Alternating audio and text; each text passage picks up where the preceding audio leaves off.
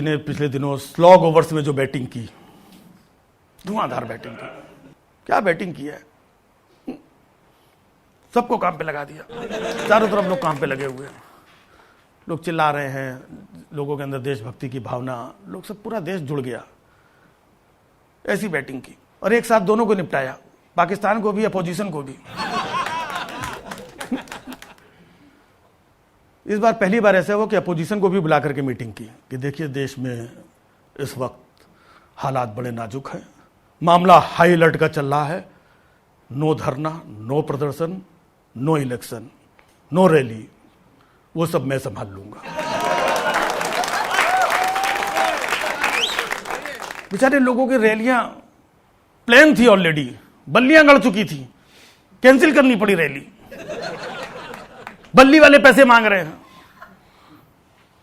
विपक्ष वाले ही बोल रहे भैया हम तुम्हारी बल्ली झेले कि जो हमारी बल्ली लगी हो वो झेले। अच्छा, मोदी जी ने एक साथ दोनों को निपटाया।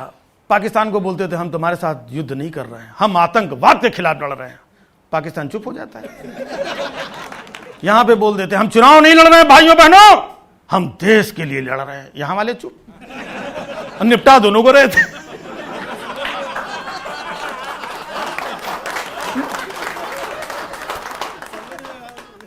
अपोजिशन की हालत इतनी खराब की पूछिए मत। उनकी नजर से मोदी जी पे लगी रहती थी। मोदी जी एक मीटिंग करते थे 12 बजे और दूसरी 4 बजे। अपोजिशन की नजर लगी रहती थी मीटिंग में क्या होगा। मोदी जी इसी बीच में जाकर के 2 रैली भी निपटा आते थे।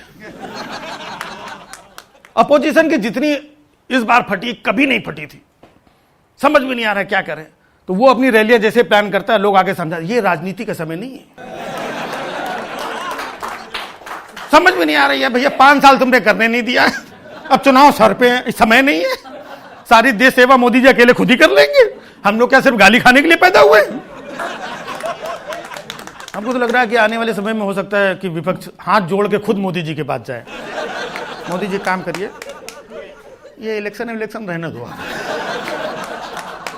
बेकार में इतना खर्चा होगा, नहीं आप ही बन जाओ, नहीं हम लोग मान जाएंगे। तो इसका मतलब आप लोग 19 का चुनाव नहीं लड़ेंगे? नहीं कोई बात नहीं, 19-20 चलता है।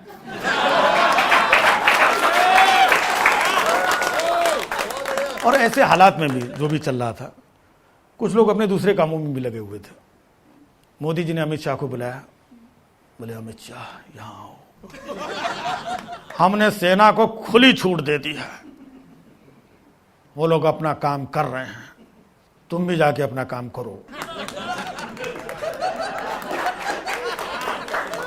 अरे मोदी जी हम तो अपना काम कर रहे हैं, वो शिवसेना वाला मामला निपटाया, अरे वो तो पुलवामा के दूसरे दिन ही निपटा दिया था। मैं गया था शिवसेना, हालांकि बहुत गाली दे रहे थे वो लोग मेरे को, लेकिन देश हित में मैंने सुन लिया। बोले हड़काया नहीं हड़काया, बहुत हड़काया उनको, उन्होंने भी देश हित में सुन लिया। और बाकी इधर तो चल ही रहा है मोदी जी, बाकी इधर सब रैली आपका प्लान कर रखा है, वो राजस्थान की रैली आपका प्लान है। हाँ वो तो कर भी है ना, मैं देश नहीं झुकने दूंगा, सौगंध मुझे इस मिट्टी की। क्या मोदी जी आपने एकदम मजा आ गया। जनता को बिल्कुल यही लग रहा था कि आपने खुद लिखी है। बस मोदी जी आप ही की रैली चल रही, बाकी केजरी का धरना कैंसिल करवा दिया, राहुल की रैली सब कैंसिल, अपनी चल रही खाली। सही बताऊं 4 रैली तो मैं खुद निपटा के आया हूं।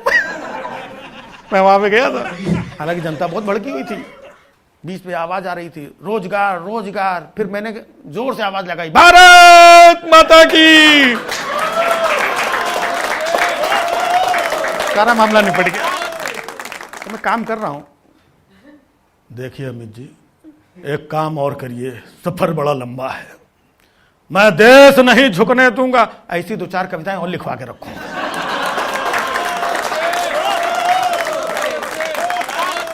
इधर बेचारे राहुल और प्रियंका ये बात कर रहे हैं कि दीदी सब उधर तो चल रहा है, अपनी दुकान कब चालू होगी।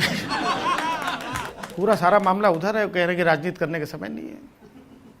प्रियंका ने बोला बताओ फिर राहुल भैया करें क्या हम लोग। दीदी मेरे को ये मालूम होता क्या करें तो आपको क्यों बुलाते हैं।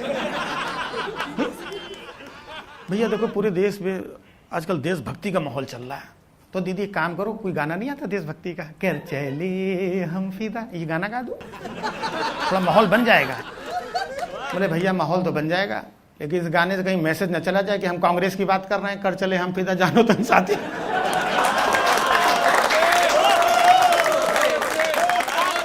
मोदी जी जहाँ कहीं भी जाते हैं, जब भी रैली करते हैं, भाषण करते हैं, उनके भाषण आपने सुने होंगे, अभी तो और सुनेंगे आप। भाइयों बहनों, 70 सालों से इन्होंने हमें लूटा, 70 सालों से रोजगार मिला क्या नौयुवकों को? 70 सालों में गरीबी हटी क्या? हटी कि नहीं हटी? हटनी चाहिए कि नहीं हटनी चाहिए? 70 सालों से इन लोगों ने हमें उलझाए रखा, देश को उलझाए रखा। उलझाया कि नहीं उलझाया भाइयों बहनों? उलझाया कि नहीं उलझाया? मैंने कहा मोदी जी आपकी सारी बातें सही हैं, जितना भी आपने बोला, सिर्फ एक रिक्वेस्ट है, बस आप 70 की जगह 75 कर दो आप।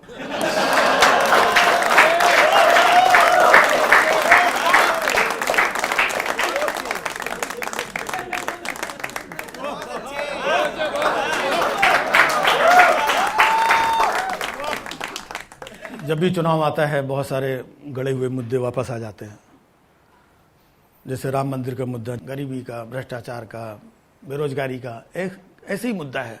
धारा 370 अगर हमें आप चुनेंगे तो हम 370 हटवा देंगे।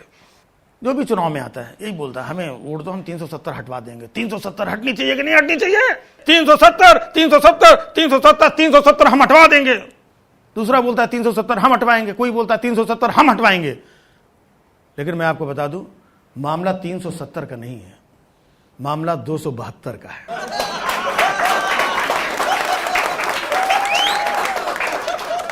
जिसको 272 सीटें मिल जाती हैं वो बैठ जाता है और 370 फिर पीछे चला जाता है। तब कहना पड़ता है बहुत हुआ सम्मान। बहुत हुआ सम्मान बेटा, बहुत हुआ सम्मान।